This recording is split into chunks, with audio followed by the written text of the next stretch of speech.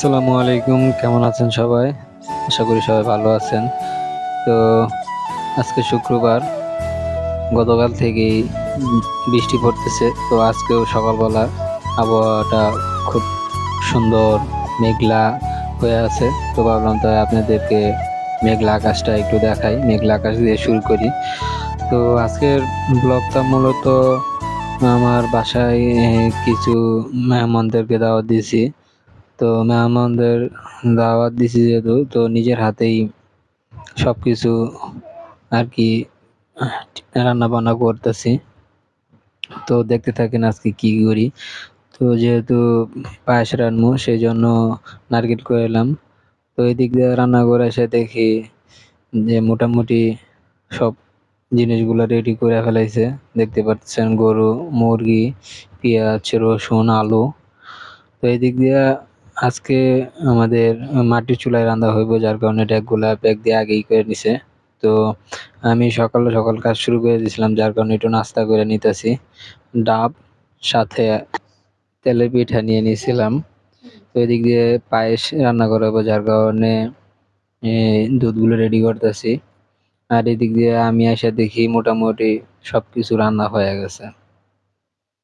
তো দেখতেই পারতেছেন, আমি তারপরে আবার একবার করে দেখা দিচ্ছি। এই যে হইলো ডাউল, আর এই পাশে হইলো মুরগি, আর এই পাশে হইছে মাছ, আর এদিক দিয়ে হচ্ছে লেবু।